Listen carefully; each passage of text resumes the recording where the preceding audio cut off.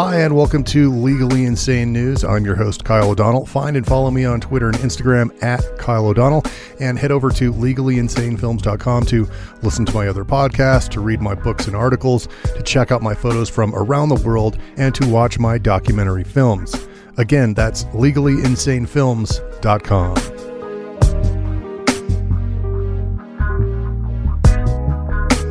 He grabbed his gun and scared the group of men off.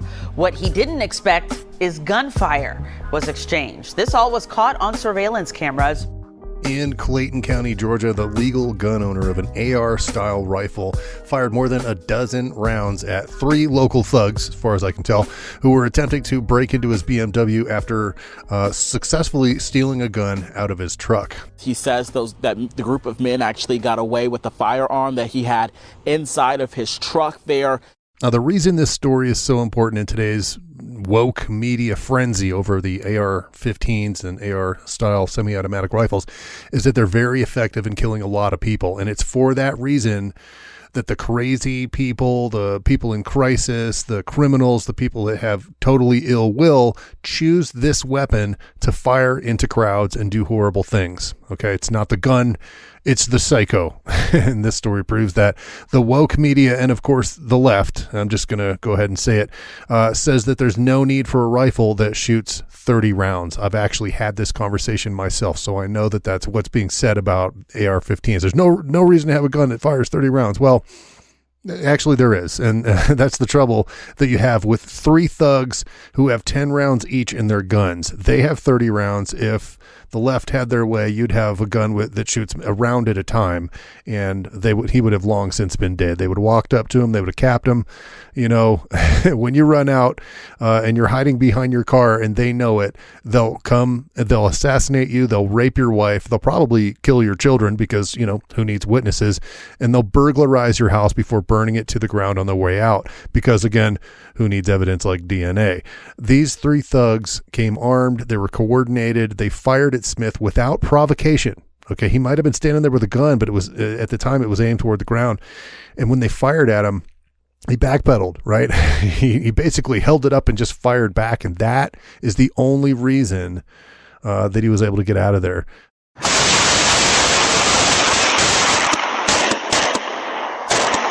I didn't think that they'd be shooting at me, and I'd be hearing bullets whiz past me. This father fears he would have been dead if it wasn't for his BMW to shield the nearly 24 bullets.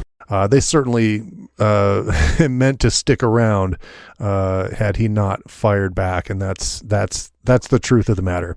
And if he'd been armed the way that the Democrats wanted him to be, which is, of course, without an AR-15 that has that capacity, the accuracy, the reliability, and, of course, the portability to get him out of that situation safely, there's no telling what would have happened. Instead of travesty and tragedy, no law-abiding citizens were injured, and the day was won by the way of the gun. I don't want to die at home. I survived Afghanistan and everything else, and to die at home in my own yard. You know, and to the extent that the Democrats, the left, they care, like nobody is saying that anybody should be shooting up parades and schools and things like that. And I agree. All of these things that make this weapon very dangerous in the wrong hands is the very same thing that makes it very effective in the right hands. And that's what we are in this country. Like it or not, this country was not founded on gods or empires. This country was founded on guns. That's how we claimed our independence. It was through guns, and that's how this man claimed safety for himself, his family, and his property was through guns. Fox 5 reporter Eric Perry is live outside the home in Clayton County. So, Eric, what happened? Now, so before I get too far into the story, I first just want to say that this is what I call a real man. Yeah, Tom, Christine, honestly, what happened, that group of men picked the wrong house code to try to burglarize here. You can see the evidence on this BMW from that shootout, just riddled with gunfire. That man said he just wanted to make sure his wife was protected. He's a veteran of the Afghanistan war, is a law-abiding gun owner. He was prepared and combat ready to take out the thugs who were trying to violate his rights and steal his property. He protected his home, his family, his property. The unlawful abusers of gun laws on the other hand, making it hard for everyone else in America, will be thinking twice before making their way back through his neighborhood anytime soon. The goal for Whitfield Smith was to protect his family and home early Monday morning when he noticed a group of men on his Ring camera. I'm noticing a young man running from my neighbor's yard across my front lawn into the middle of the street to meet up with two other gentlemen. Whitfield Smith, who's the subject at the home there that was being burglarized, saw the assailants approaching his car, like they walked up from the street toward his BMW, and he saw this from security camera footage while he was inside of his house. Not sure what the layout of that looked like. I'm not sure if he was first saw them on the camera and then went to the window, or if he was, I don't know, monitoring his home system. Whatever the case, this happened all in the evening, sometime in the evening hours of June 5th. One of these assailants at least one was armed with a pistol.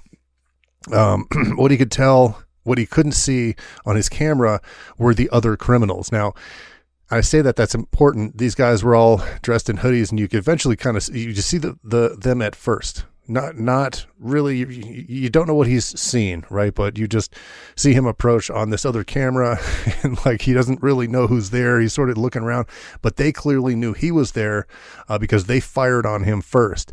And what you couldn't see were, these three guys. They were dressed in hoodies. They were breaking into his vehicle. One kind of up from the passenger side, but they were in his truck as well. That was not on the security footage. The guy in the truck. One of the men made a near fatal decision. Sprints of my driveway.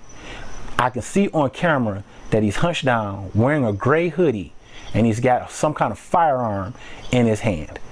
He reaches to try to get into my BMW that's in the driveway. The door's locked. Grab my rifle, head outside. Hold that thought. Legally Insane News. We'll be right back.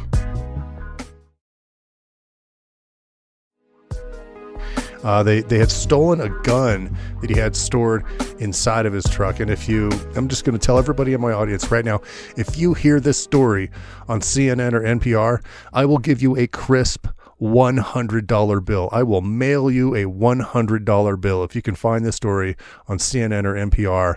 Why? Because this is how AR-15s are actually used in America. Thousands and thousands of times more often than they're used by psychotic criminals to shoot up 4th of July parades.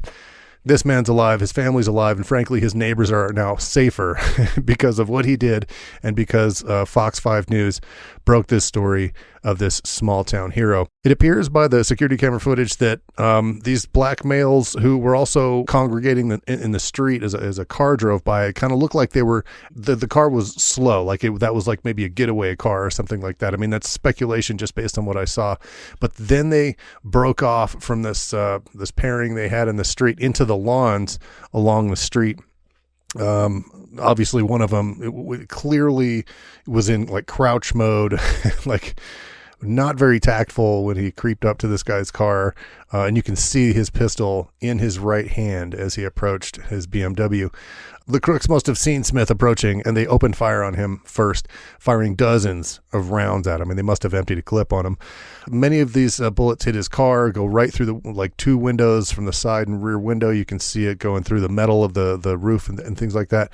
As he fired back, he actually ran backward toward his house, where he grabbed more ammunition and then returned to the yard to see if they were still in the area. With flip-flops, pajama pants, and no shirt, this veteran went to war to protect his wife, who was hiding inside. That's just epic. I love this guy already. Thankfully, he was not injured in the event. His wife was not injured in the event. There's no, I mean, from the video from Fox News, there was just kind of video of the shots in the vehicle. Don't know if there were any shots made it into the house. I think they were all pretty well directed toward him.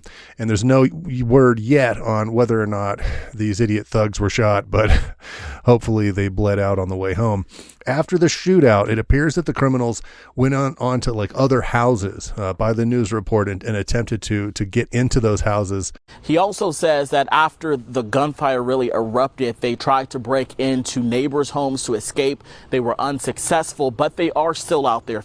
The news report says break into those houses, and technically that would be true, but basically these guys weren't trying to break in any houses and steal more stuff. They were trying to get away from this guy who gave them a run for their money. They were just trying to escape what they found was absolutely the wrong house to rob. But they were unsuccessful, thankfully.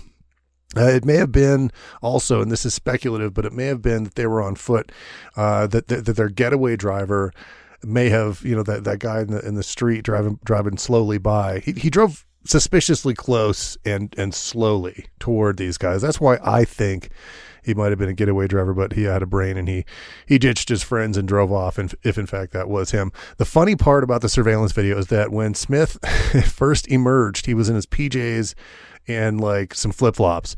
And he was cock-lock ready to rock, PJs, no shirt, but like had his AR-15 there. At one point, he kicked off his flip-flops, races inside, puts on clothes, and comes back out. He says he didn't have time to be afraid. Only time to act.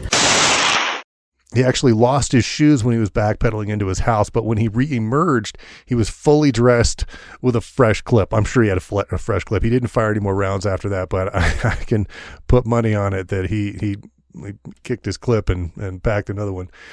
This means that basically Smith went into his house, and this is why I'm saying this is kind of important. Like you gotta like read into the scene a little bit. This dude just had a shootout, goes into his house, reloads, gets dressed, and goes back out into the street for round two, just in the event that these guys are around. I fucking love this guy. Anyway, after being fired at with a volley of pistol rounds, he reloaded, got dressed, headed back out into the battle zone, so to speak. That, if nothing else, makes this guy a total hero. I got to say, the other thing that I like about this story is that the reporter on the scene, I think his name is Eric Perry, said they flat out picked the wrong house to burglarize. Honestly, what happened, that group of men picked the wrong house code to try to burglarize here. I love it. And just kind of talking about his car for a second, like, when they were showing images of the scene and the bullet holes in the car and stuff, a few of those you can see on the security footage. They happened when he fired back, right? He wasn't, aiming. He was kind of panic firing without really aiming. Which I guess if you're backpedaling, it's probably going to be a pretty hard thing to do, but he knew what he was doing. I mean, he knew his surroundings, he knew the footpath he was on, and he maintained strategic backpedaling. He fired rounds to keep cover. I mean, this guy was battle tested. He's ready to go.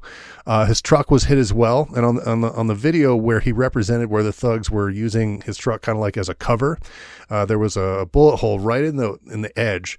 If his truck door was open and he was kind of standing leaning over it, representing how these guys were shooting back, and one of his rounds, based on where he was at, hit right next to where the guy was.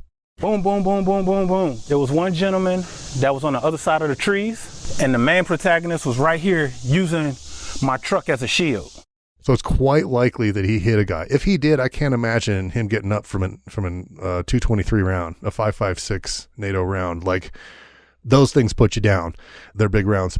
So I wanted to just give a warm, hearty thanks to Whitfield Smith for his service and for being a total fucking badass who refused to let these idiots take advantage of him. Thank you so much, Mr. Smith. I applaud you. Yeah, he made it through Afghanistan, and this happens in his own front yard. Unbelievable. Unreal.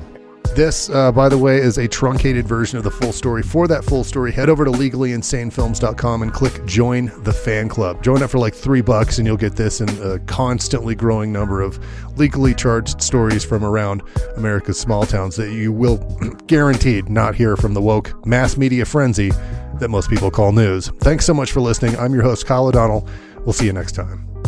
That's it for this edition of Legally Insane News. Make sure to follow me on Twitter and Instagram at Kyle O'Donnell for updates and extras on this and other stories. If you're listening to this podcast at legallyinsanefilms.com or the Small Town Justice page, be sure to also download the Spreaker app where you can directly subscribe and help me bump up my download totals. If you like this episode of Legally Insane News, consider becoming a supporting member. For just $3, you can get access to members-only unreleased articles and podcasts, case files on our latest investigations, updates for events and conventions that we're attending, and discounts on swag. To do that, just head over to patreon.com/legallyinsanefilms. There are 3 different memberships, each with more content than the one before. This is where I release all of my documentary films with outtakes and extras, as well as another podcast called Small Town Justice. You can check those out by going to legallyinsanefilms.com and clicking Join the Fan Club. Send any questions, comments, feedback, and show ideas to thejusticepod@gmail.com. This has been a production of Legally Insane Films, LLC. I'm your host, Kyle O'Donnell. We'll see you next time.